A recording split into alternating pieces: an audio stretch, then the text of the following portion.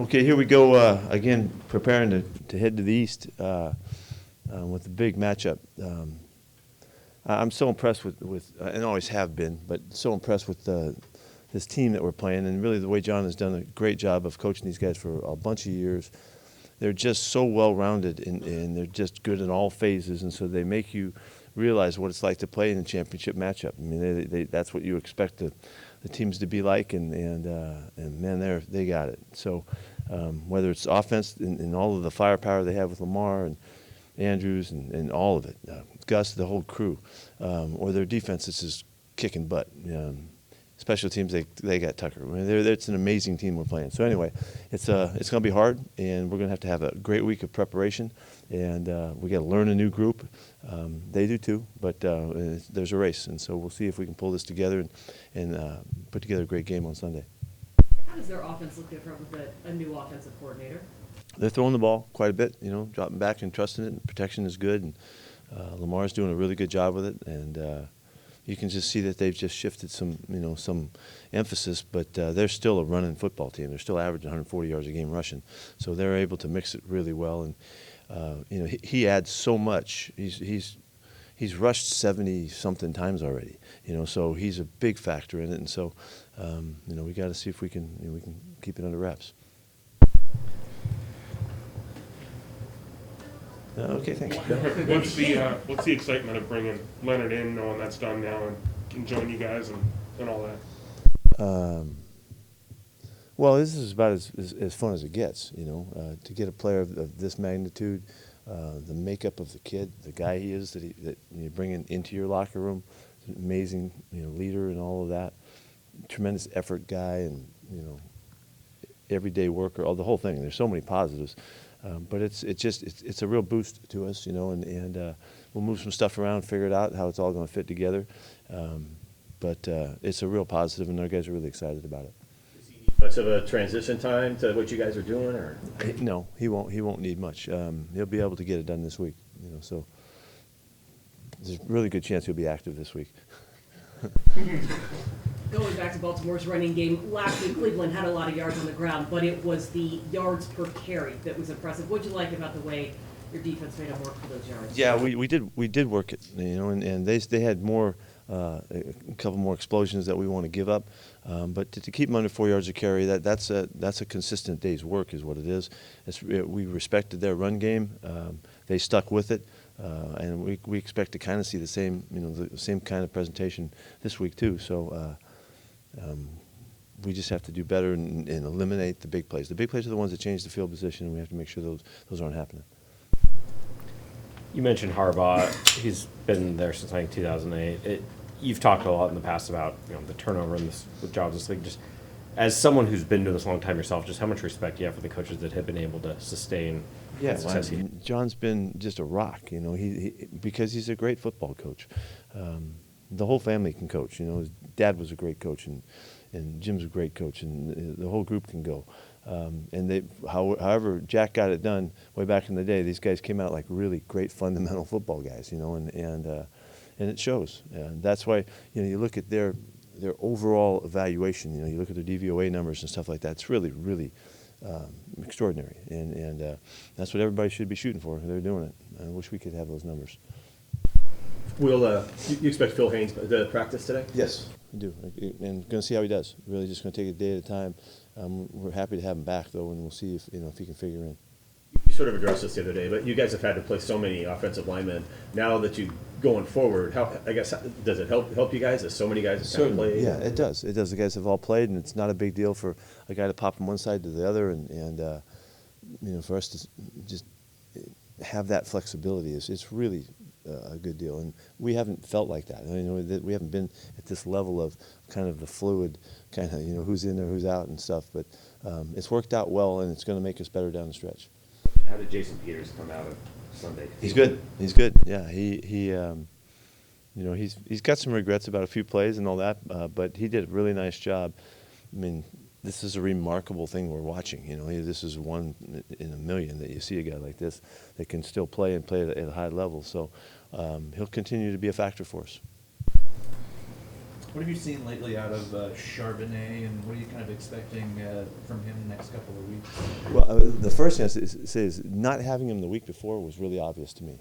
Then because we've already started to lean on his style and what he adds and how he complements what Kenny does and what we do in the running game.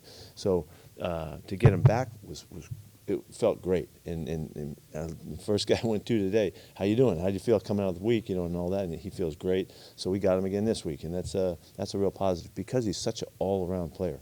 He can do everything. He can run and he can catch and he can block. And he's a good special teams guy. He does everything really well. So he's doing great. Jonathan Southerland, the guy you were really excited about in camp. You glad to see him get back? Yeah, I'm really glad to have Jonathan back. He's got a knack that I really like. He's an aggressive, attacking guy, takes shots. A little bit hard to corral sometimes, but a guy that we should see be a factor in special teams when he gets around to it and all that. It's great to have him back. I really like this kid. How close is Kenny McIntosh to being back? He's there. He's practicing with his full speed and going. So we got to see when the opportunity comes.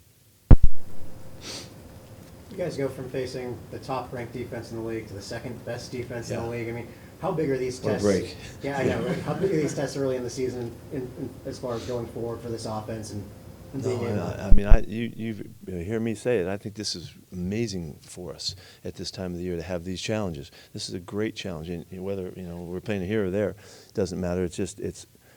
This is the kind of games that we have to have in your schedule to build yourself up so that you get stronger, you get smarter, you learn from them, and so this feels like a championship game again. Division leader and the whole thing. So it's really exciting for us. Think he'll able to play this week? McIntosh? He could. You expect him to? Huh? Sorry. They got Jadeveon Clowney over there.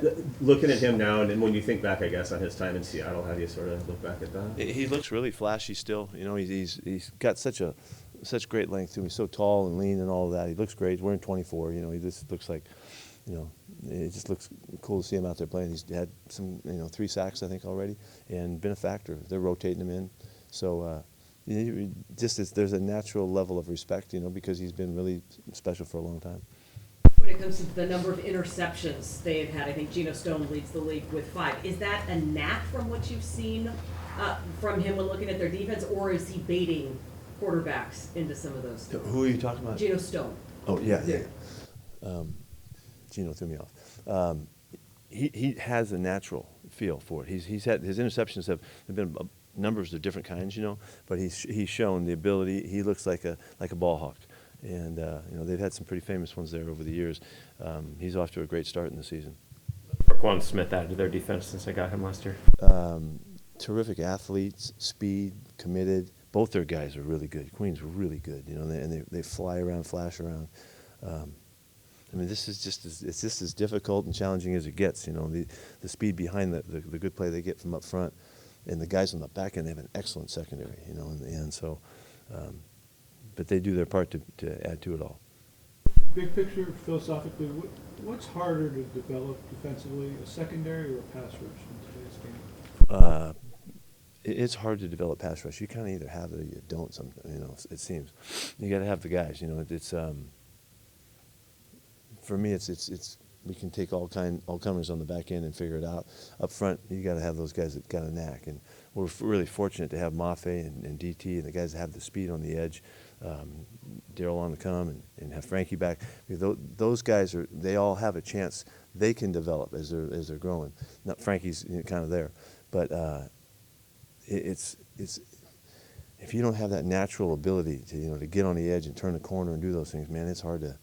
You look other ways. You got to pressure and you got to do other things to create your pressure. You build a lot of your defenses from the back, at least homegrown, developing. Is that because that's your teaching, your background and system? What do you mean? The secondary. We built it from the back. I mean, the Legion of Boom. Now you got a second iteration of the secondary with corners that you drafted and young corners. Yeah. So the question is.